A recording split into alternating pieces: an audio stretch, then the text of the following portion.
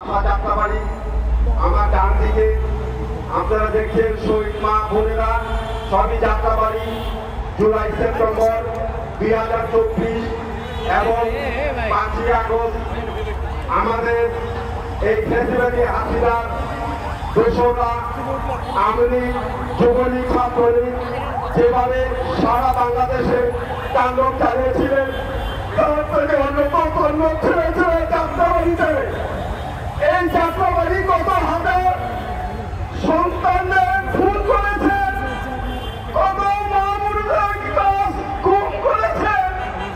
আজ পর্যন্ত আপনারা কেউ জানেন নাই, কেউ কোনো তালিকা আপনারা চান নাই। তাই আজকে এই শাহবাগে এক শহীদ মিরাজের বাবা আব্দুর রব আমার সন্তানরা কোনো দেশের লোক ব্যবসা করতে শহীদ হন নাই, কোনো পক্ষে শহীদ হন নাই। আজকে দেখেন রাস্তা ঠোকাই সেদিন রাজপথে প্রথম কাতারে ছিলেন।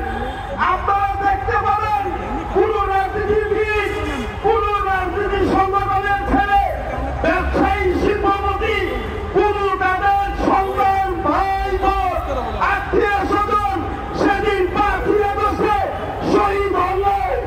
একমাত্র আমাদের নিরীহ পরিবার রাস্তায় রাস্তায় আমরা চাকরি করতে কোনো মাস চলে গেছে। আমি পেশাগত গাড়ির ড্রাইভার, আমি আজকে দরবন্দি।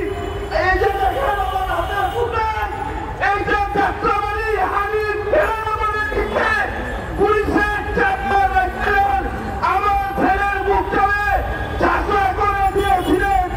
তাই আমি আজকে আপনার মাধ্যমে আমি এই প্রতিবাদ সারা বাংলাদেশে শহীদ পরিবারের পক্ষ থেকে বলতে চাই, ডাক্তার মুসার আপনি কোনো রাজনীতি ভাবে আসেন নাই। এই শহীদের রক্তের বিনিময়ে আপনার ছেলে আপনাকে বসেছি। তাই আপনার প্রধান কাজ শহীদের জুলাই স্বীকৃতি আপনি ঘোষণা করবেন। দ্বিতীয়ত আমাদের সন্তানদের যারা হত্যা করেছে আন্তর্জাতিক ট্রাইব্যুনালের লোক বাড়িয়ে আমাদের বিচার কাজটা দ্রুতভাবে নিয়ে যাবেন। আরেকটা জিনিস আপনাদের মাধ্যমে বলতে চাই, আমাদের নামে যে সমস্ত টাকা বন্ধ হয়েছিল এই টাকা যাতে আমাদের কোনো হয়রানির শিকার না হয়, আমরা যাতে আপনার মাধ্যমে সেবা দিতে পারি। এই যে আপনার প্রথম কাজ, দ্বিতীয় কাজ সংস্কার। আমরা আপনার নির্বাচন কিভাবে দিবেন আমরা সেটা যেতে চাই না। নির্বাচন আমিও চাই, এই দেশের সন্তান হিসাবে নির্বাচন সংস্কার চাই, সংস্কারের পরে নির্বাচন চাই। কেননা আপনি সারা বাংলাদেশে আপনার দিকে তাকিয়ে রয়েছে সুষ্ঠু নির্বাচন দিয়ে এই শহীদের রক্ত যাতে কোনোদিন বন্ধ না হয়। আরেকটা কথা বলতে চাই, আগামীতে যারা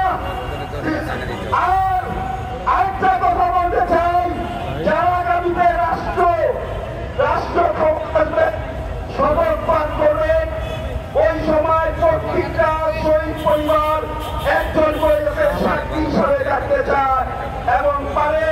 স্যার আপনার কাছে একটা বিনতি করি, আমাদের বিচার কার্যত সহজভাবে আমরা পেতে চাই। এই সময় আমি বিচারটা দেখতে পাবো না।